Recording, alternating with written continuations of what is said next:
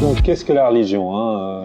Comme le nom l'indique, le bouquin cherche à montrer, alors, d'une part, qu'on a défini la religion et on l'a définie de beaucoup de manières. Là, je propose un parcours qui suit 11 penseurs.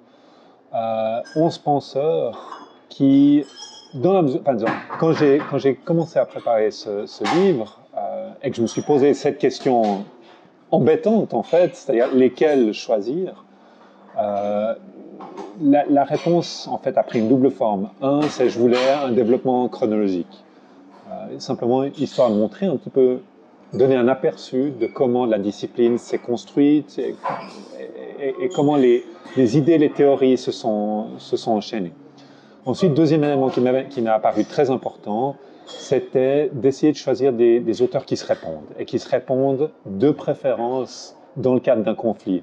Les conflits permettent mieux d'illustrer les positions des uns et des autres. Pour moi, c'était important de faire un livre qui pouvait être utile dans un cadre pédagogique. J'avais envie, j'ai envie de partager cet intérêt pour la religion et de partager cet intérêt pour la religion en tant que concept théorique. C'était une façon d'expliquer ce qu'en tant qu'historien des religions je fais. C'est vrai que, en tant qu'historien des religions critiques, j'avoue que j'ai la définition qui me convient le mieux, en tout cas dans le livre, c'est celle de Bruce Lincoln. Je pense que définir la religion comme, par exemple, un discours qui prétend parler de choses plus qu'humaines, avec une autorité plus qu'humaine, permet en tout cas de poser des questions et d'analyser des sources d'une manière qui me parle, on va dire ça comme ça. Il y a des collègues qui l'ont fait, c'est-à-dire qui ont cherché à définir la religion un peu dans l'absolu, comme s'il y avait vraiment une chose dans le monde facilement délimitable. Ça, en ce qui me concerne, pour moi, ça c'est une erreur. C'est pas ça le but de l'histoire des religions. Et d'ailleurs, j'aurais tendance même à penser que finalement, l'objet de cette discipline, c'est moins la religion qu'un mode particulier d'interaction entre êtres humains. Et un mode particulier, pourquoi? C'est ce mode qui fait intervenir des dieux, des forces plus qu'humaines. Nos concepts spontanés sont évidemment marqués par une histoire, par une tradition. En France, typiquement, la définition de la religion sera liée d'une façon ou d'une autre au christianisme.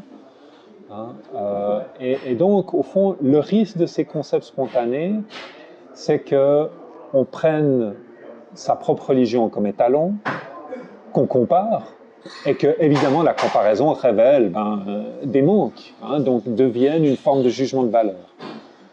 Une définition scientifique, idéalement, mais je me rends compte que c'est un idéal, c'est difficile d'éviter tout jugement de valeur, mais idéalement, elle devrait éviter cette dimension axiologique.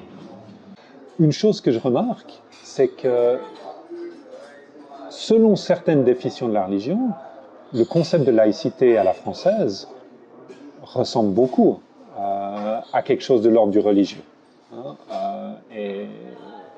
Et du coup, en tout cas, ça c'est quelque chose qui me ferait m'interroger sur la nature même du débat. Et je pense qu'une définition qui serait capable d'intégrer la laïcité comme un discours parmi d'autres qui relèverait du religieux, peut-être parce qu'il prétend une forme d'autorité plus qu'humaine, et par plus qu'humaine, j'entends peut-être simplement indiscutable, je pense que c'est quelque chose qui pourrait recadrer peut-être le débat d'une façon un peu décalée, puis pourquoi pas faire avancer les choses. L'histoire des religions a son rôle à jouer en attirant l'attention sur le fait que le concept de religion est en fait le plus souvent utilisé politiquement, au sens large du terme, que ça devient un argument stratégique, généralement dans le cadre de conflits.